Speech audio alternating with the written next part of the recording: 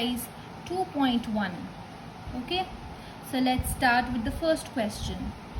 Which of the following expressions are polynomials in one variable and which are not? State reasons for your answer. First part 4x² minus 3x plus 7. अब हमें check करना है कि polynomial है कि नहीं.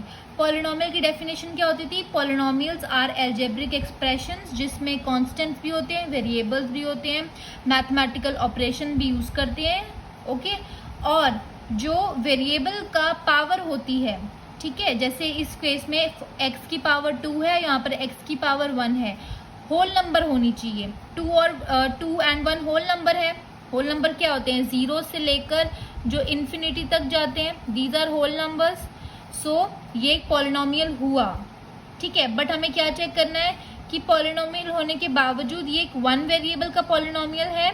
Yes, क्योंकि इसमें x ही वेरिएबल है, कोई और वेरिएबल नहीं है, y या फिर कोई और अल्फाबेट नहीं है इस पॉलिनोमियल में. तो इसको हम क्या कहेंगे? This is a polynomial in one variable. Okay, so we'll write yes, this is a polynomial in one variable, क्योंकि एक ही वेरिएबल यूज किया गया है पॉलिनोमियल में, ठीक है. Second, y² plus √2. अब यहाँ पे भी एक ही वेरिएबल है y और उसका एक्सपोनेंट देखो 2 है, दैट मीन्स उसकी पावर देखो, y की पावर है 2 और 2 इज अ होल नंबर, तो ये भी एक पॉलिनोमियल हुआ इन one variable. Yes, this is a polynomial in one variable. Okay, third part 3√t plus t√2. अब इसको चेक करते हैं कि इज दिस अ पॉलिनोमियल और नॉट. बट उससे पहले एक लॉ याद करते हैं, फर्स्ट चैप्टर में जो पढ़ा था, लॉ ऑफ एक्सपोनेंट, जिसमें उन्होंने कहा था कि अगर रेडिकल की फॉर्म में एक नंबर दिया है तो उसको हमें अगर उसका रेडिकल हटाकर उसको इस फॉर्म में चेंज करना होता है तो हम कैसे करते हैं.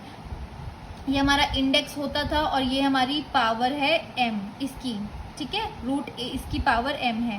तो अगर इसको हमें चेंज करना होता तो हम a लिखते थे बेस में और m न्यूमरेटर में आ जाएगा और n डिनोमिनेटर में. सिमिलरली इस क्वेश्चन में t है, ठीक है, तो हमने इस रेडिकल को हटाना है और उसको इस फॉर्म में लाना है. तो बेस में t आ गया, m क्या है, अब यहाँ पे पावर में कुछ नहीं है इसलिए हमने 1 मान लिया, ठीक है, पावर में कुछ नहीं है ना, 1 मान लिया. और अगर एक सिंपल रूट दिया होता है तो उसको हम स्क्वायर रूट मानते हैं. अगर यहाँ पे 3 लिखा होता है तो वो क्यूब रूट होता है, लेकिन यहाँ कुछ नहीं लिखा है तो वो स्क्वायर रूट है. दैट मीन्स n जो है वो 2 है और m जो है वो 1. दैट मीन्स ये t⁻1 by 2 हो गया. तो हमने √t की जगह ये लिख दिया यूजिंग द लॉ, ये वाला लॉ, ठीक है. तो ये क्या बन गया? 3t⁻1 by 2 plus t√2. अब पॉलिनोमियल होने के लिए पावर जो होती है हमेशा होल नंबर होनी चाहिए, बट यहाँ पे तो फ्रैक्शन है, रैशनल नंबर हो गया, तो ये तो पॉलिनोमियल नहीं हुआ. So we will write no, this is not a polynomial because power of t is not a whole number. Okay?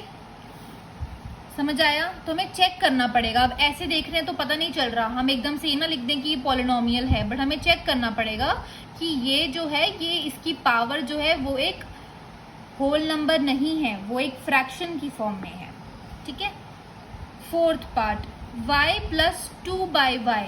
अब अगेन हमने लॉ ऑफ एक्सपोनेंट पढ़ा था, ठीक है, लेकिन इस क्वेश्चन में क्या यूज हो रहा है कि अगर हमें एक y दिया है उसकी पावर है 1 और हमें पावर्स चेक करनी है, कि पावर से चेक करना है कि पावर होल नंबर है कि नहीं, ताकि पता चले कि पॉलिनोमियल है कि नहीं. तो हमने y को न्यूमरेटर में शिफ्ट कर दिया. तो अगर कोई नंबर है जो कि डिनोमिनेटर में है और उसकी पावर पॉजिटिव है, तो जब वो न्यूमरेटर में जाएगा ना तो उसकी पावर नेगेटिव हो जाएगी. तो सिमिलरली जब ये न्यूमरेटर में गया इसकी पावर नेगेटिव हो गई. तो ये याद रखना कि अगर कोई नंबर ऊपर न्यूमरेटर में एक नंबर है जिसका पावर पॉजिटिव है, डिनोमिनेटर में आएगा तो नेगेटिव हो जाएगा. सिमिलरली डिनोमिनेटर में होगा पॉजिटिव तो वो न्यूमरेटर में आके नेगेटिव हो जाएगा। ठीक है, और हमने जो लॉ पढ़ा था वो ये पढ़ा था लास्ट चैप्टर में कि अगर न्यूमरेटर में एक नेगेटिव एक्सपोनेंट है वो डिनोमिनेटर में आके पॉजिटिव हो जाता है, और अगर डिनोमिनेटर में एक नेगेटिव एक्सपोनेंट है तो न्यूमरेटर में आके पॉजिटिव हो जाता है। तो ये याद रखना। ओके, अब यहाँ पे तो नेगेटिव आ गई पावर, और हमें होल नंबर चाहिए होती है, तो होल नंबर्स तो नेगेटिव नहीं होते, वो सारे नॉन नेगेटिव नंबर्स होते हैं। So this is also not a polynomial. One variable तो है इसके अंदर, बट ये पॉलिनोमियल ही नहीं है। So we will write no, this is not a polynomial because power of y is not a whole number। ठीक है, तो हम एकदम से देखकर नहीं बोल देंगे कि ये पॉलिनोमियल है कि नहीं, उसको क्या कहते हैं, उसको सॉल्व करके देखो। दैट मीन्स उसकी पावर को चेक करना है मेन। अगर उसकी पावर होल नंबर है तो फिर ठीक है, अगर वो नहीं है तो फिर वो नहीं होगा polynomial. Last part, x to the power 10 plus y to the power 3 plus t to the power 50। अब यहाँ पे देखो कि ये पॉलिनोमियल है, यहाँ पे x की पावर 10 है, होल नंबर है, यहाँ पे 3 is also whole number, 50 is also whole number. But हमें क्वेश्चन में कहा था कि वी हैव टू टेल कि एक्सप्रेशंस जो हैं पॉलिनोमियल इन वन वेरिएबल है कि नहीं। तो यहाँ पर तो 3 वेरिएबल हैं, ठीक है, पहला x हो गया, दूसरा y, तीसरा t। So this is a polynomial but in 3 variable, not in 1 variable। तो हम यहाँ लिखेंगे this is a polynomial in 3 variables, not in 1 variable। ठीक है, सो ये हुआ फर्स्ट क्वेश्चन। बस हमें इसमें बताना था कि ये जो फॉलोइंग एक्सप्रेशंस दिए हैं पॉलिनोमियल है कि नहीं। तुमने चेक कैसे किए, हमने बस उनकी पावर देखी, वेरिएबल की पावर देखी। अगर वो पावर एक होल नंबर है तो वो पॉलिनोमियल है, अगर वो होल नंबर के अलावा कुछ और है जैसे कि रैशनल नंबर है तो वो पॉलिनोमियल नहीं होगा। ठीक है, या फिर एक नेगेटिव नंबर है जो कि होल नंबर नहीं होते तो वो भी पॉलिनोमियल नहीं होगा, जैसे आपने थर्ड और फोर्थ केस में देखा। Now let's move on to the second question. Write the coefficients of x square in each of the following. हमें x स्क्वायर का कोफिशिएंट लिखना है। अब कोफिशिएंट्स क्या होते थे? कोफिशिएंट्स होते थे जो नंबर्स हम मल्टीप्लाई करते हैं विद द वेरिएबल। ठीक है, अगर आपको भी याद नहीं है तो आप मेरी पिछली वीडियो देखिए, उसमें मैंने कोफिशिएंट समझाया है कि वो क्या होता है। ठीक है, तो फर्स्ट पार्ट देखते हैं, 2 plus x square plus x. अब यहाँ पे कोफिशिएंट क्या है? यहाँ पे तो 2 है, इसके साथ कोई वेरिएबल नहीं है, एक्स स्क्वायर के साथ कुछ नहीं लिखा तो दैट मीन्स 1 हुआ ना। हम कोफिशिएंट में ये कहते हैं कि जो नंबर वेरिएबल को मल्टीप्लाई कर रहा होता है और हमें एक्स स्क्वायर का कोफिशिएंट चाहिए, तो जो नंबर मल्टीप्लाई कर रहा है वो 1 है, तो यहाँ पे कोफिशिएंट क्या हुआ? 1। ठीक है, सेकेंड पार्ट, तो यहाँ पे लिख भी देना कोफिशिएंट ऑफ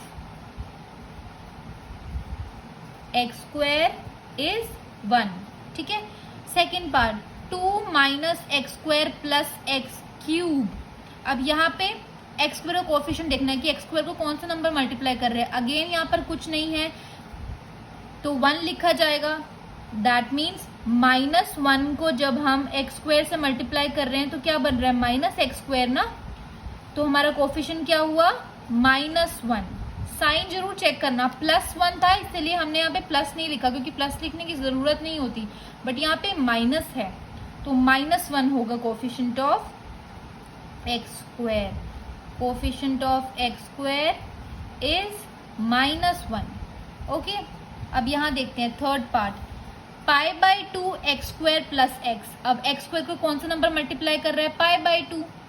ठीक है, ये कांस्टेंट है तो π/2 क्या हुआ? Coefficient of x square. Coefficient of x square is π/2। और फोर्थ पार्ट में √2x माइनस 1।